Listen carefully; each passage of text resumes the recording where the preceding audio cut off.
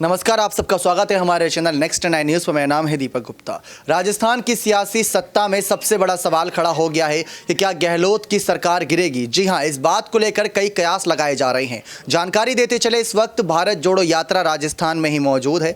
9 दिसंबर को सोनिया गांधी अपना 76वां जन्मदिन मनाने के लिए राजस्थान पहुंचेंगी। प्रियंका गांधी भी साथ रहेंगी। लेकिन इन सबसे पहले कहीं सरकार गिरने को लेकर कोई फैसला ना आ जाए, क्योंकि हमने 25 सितंबर की रात की पूरी घटना देखी थी। सभी विधायक सीपी जोशी के घर खुद गए थे और इस्तीफा सौंपा था। उस पर एक धारा लगती है, अगर इस्तीफा खुद सौंपा जा रहा है तो उसको तुरंत कबूल करके उस पर तुरंत एक्शन किया जाए। ये विधानसभा के अध्यक्ष का काम होता है। लेकिन डॉक्टर सीपी जोशी 2 महीने से ज़्यादा वक्त हो चुका है, अभी तक उस मामले का कोई फैसला नहीं लिया।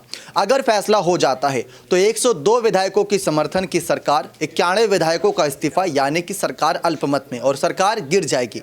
राजस्थान में भारत जोड़ो यात्रा के समय अगर सरकार गिरती है तो सबसे ज्यादा नुकसान कांग्रेस पार्टी और राहुल गांधी की छवि को होगा, क्योंकि राहुल गांधी की मौजूदगी में ही यह सरकार गिरेगी। इन्हीं तमाम सवालों के जवाब देने के लिए और आसान तरीके से समझाने के लिए हमारे साथ प्रांशु जी मौजूद हैं। उनसे सीधे कुछ सवाल रहेंगे।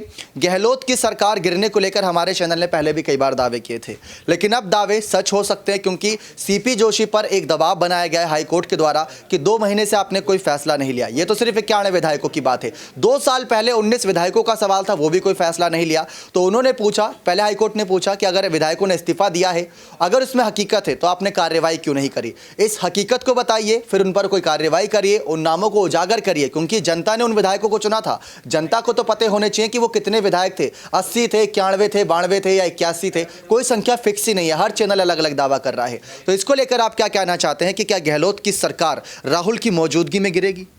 देखिए, फिलहाल तो इस पर कुछ नहीं कहा जा सकता दीपक कि राहुल की मौजूदगी में यानी कि भारत जोड़ो यात्रा के दौरान ये सरकार गिरती हुई नजर आएगी। लेकिन दूसरी ही तरफ अगर दावा ये किया जाए कि राहुल गांधी के क्या कुछ फैसले हो सकते हैं। हाल ही में सचिन पायलट से यही पूछा गया था कि क्या यहाँ पर राहुल गांधी और प्रियंका गांधी उन पर मेहरबान है, क्या यहाँ पर उनके समर्थन में फैसले लिए जा सकते हैं। तो उन्होंने यहाँ पर कामकाज को लेकर याद दिलाया कि राहुल गांधी, प्रियंका गांधी उसी के साथ है जो पूरी ईमानदारी से काम कर रहा है, संवैधानिक तौर पर वह काम करते हुए नजर आ रहे हैं। ऐसा कुछ भी नहीं है कि यहाँ पर एक के पक्ष में वह दावा करते हुए नजर आ रहे हैं, क्योंकि राहुल गांधी की तरफ से यही बात कही गई कि दोनों ही उनकी पार्टी के लिए एक हीरे के समान है। अशोक गहलोत जो राजनीति में जादूगर कहे जाते हैं, और सचिन पायलट को यहां पर अब एक अलग ही नाम दिया जा रहा है, क्योंकि सचिन पायलट यहां पर अब बाजी पलटते हुए नजर आते हैं तो उन्हें बाजीगर कहा जा रहा है। अब सचिन पायलट यहां पर भारत जोड़ो यात्रा में लगातार जुड़ रहे हैं।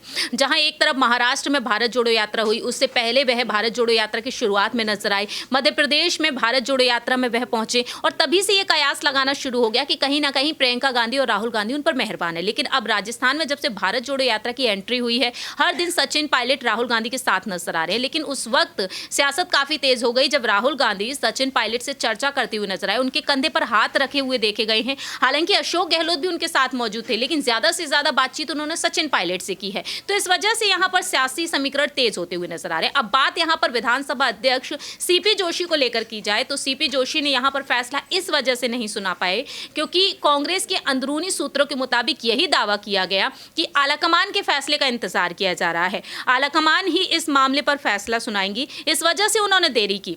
और दूसरी ही तरफ यहाँ पर सीपी जोशी की नज़दीकियाँ अशोक गहलोत और उनके गुट के साथ देखने को मिली। इस वजह से कहीं ना कहीं यहाँ पर अशोक गहलोत और सीपी जोशी के बीच की जो नज़दीकियाँ देखने को मिली हैं, उसको लेकर सियासी समीकरण तेज हो गए। बात यहाँ पर आपने साल 2020 को लेकर की, जो बगावती सुर पायलट गुट के देखने को मिले थे। तो पायलट गुट के लिए सीपी जोशी ने प्रार्थना पत्र राजस्थान हाईकोर्ट भेज दिया और यहाँ पर कहीं ना कहीं यही बात कही गई है कि गहलोत गुट का पायलट गुट पर दबाव है और सीपी जोशी की अशोक गहलोत के साथ जो नज़दीकियाँ देखने को मिली, इसी वजह से यह फैसला लिया गया। तो यहाँ पर अधिवक्ताओं ने यही बात कही, पायलट गुट के जो अधिवक्ता हैं, कि जो मामला पहले से ही सुप्रीम कोर्ट में लंबित है, भला उस मामले के लिए राजस्थान हाईकोर्ट में प्रार्थना पत्र पहुंचाने की जरूरत ही क्या थी। फिर वहां पर यही सवाल सामने आया कि नवंबर के महीने में फैसला सुना दिया जाएगा, लेकिन नवंबर के महीने में फैसला नहीं आया है। एक तरीके से देखा जाए पायलट गुट की अयोग्यता पर जो फैसला लिया जाना था सुप्रीम कोर्ट में, वो अब तक नहीं आया है। राजस्थान हाईकोर्ट ने भी फैसला नहीं सुनाया है। अब यहाँ पर 91 विधायकों के मामले पर भी फैसला आना बाकी। तो यहाँ पर अब हाईकोर्ट ने जो फैसला है वो सीपी जोशी पर सौंप दिया है। देखना होगा कि सीपी जोशी किसके समर्थन में फैसला, क्या यहाँ पर पक्षपात नजर आएगा, क्योंकि पहले तो यही कहा जा रहा था, जो समिति की जो यहाँ पर अध्यक्ष रहे अनुशासनात्मक समिति के, उनसे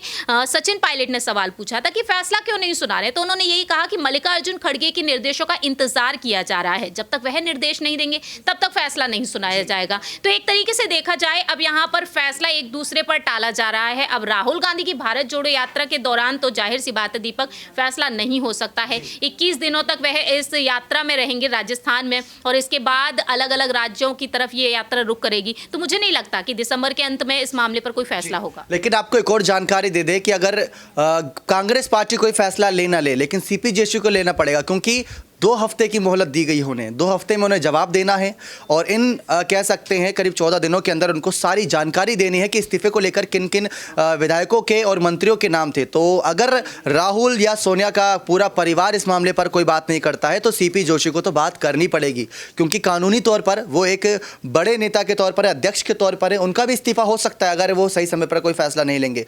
जानकारी इसमें ऐड कर दे कि यहाँ पर जो सुखजिंदर सिंह रंधावा की खबरें सामने आई, अजय माकन ने कांग्रेस प्रभारी के पद से इस्तीफा दिया राजस्थान की सत्ता में, और रंधावा जी को नियुक्त किया गया है उनकी जगह पर। उन्होंने वादा किया है कि जब भारत जोड़ो यात्रा यहां से चली जाएगी तो हम शांतिपूर्वक एक और फिर से बैठक बुलाएंगे, क्योंकि आज नहीं तो कल हमें फैसला लेना ही लेना है कि फ्यूचर का सीएम कौन होगा। तो रंधावा जी ने साफ कह दिया है कि इसको लेकर हम जल्द फैसला लेंगे, जल्द कार्रवाई होगी और जल्द जनता के बीच बातें सामने आएंगी। लेकिन भारत जोड़ो यात्रा खत्म होने का अब इंतजार नहीं करना है कांग्रेस पार्टी को। यह उनके लिए सबसे बड़ी गलती होगी, क्योंकि इस बीच सीपी जोशी कोई फैसला ले देंगे। वो जानते हैं सरकार कितनी मुश्किल से बनती है, क्योंकि साल 2008 का अगर जिक्र करें तो 1 वोट से पीछे रह गए थे। कहा जाता था कि उनकी पत्नी अगर उस दिन मंदिर नहीं गई होती तो शायद सीपी जोशी आज मुख्यमंत्री होते 2008 के समय में ही। तो ये अपने आप में बहुत बड़ा सवाल है। तो सीपी जोशी जानते हैं। लेकिन एक आखिरी सवाल रहेगा कि पायलट के मुख्यमंत्री बनने के वो अपने सपने देख रहे हैं, गहलोत की सरकार गिरने के सपने बीजेपी देख रही है। सपना पहले किसका पूरा होगा विधानसभा चुनाव 2023 से पहले? देखिए दीपक, इस पर तो कुछ कहा नहीं जा सकता है कि सपना आखिरकार किसका पूरा होगा, क्योंकि गहलोत सरकार के गिरने को लेकर फिलहाल दावे जिस तरीके से किए जा रहे हैं, सचिन पायलट का सपना यह है कि कांग्रेस को सत्ता में एक बार फिर से लाना है, रिपीट करना है, और ये तभी हो सकता है जब सचिन पायलट के समर्थन में फैसला सुनाया जाए। तो देखना यही होगा कि कांग्रेस आलाकमान आखिरकार क्या कुछ फैसला सुनाती है, क्योंकि सचिन पायलट के लिए यही कहा जा रहा है कि गांधी परिवार अब मूड बना चुका है सचिन पायलट को आगे करने के लिए, क्योंकि यही फैसला लिया गया है। सचिन पायलट के लिए यहाँ पर अब फैसले लिए जा सकते हैं गांधी परिवार की तरफ से, और गांधी परिवार में जिस तरीके से सचिन पायलट के लिए जिस तरीके से देखने को मिल रहा है, क्योंकि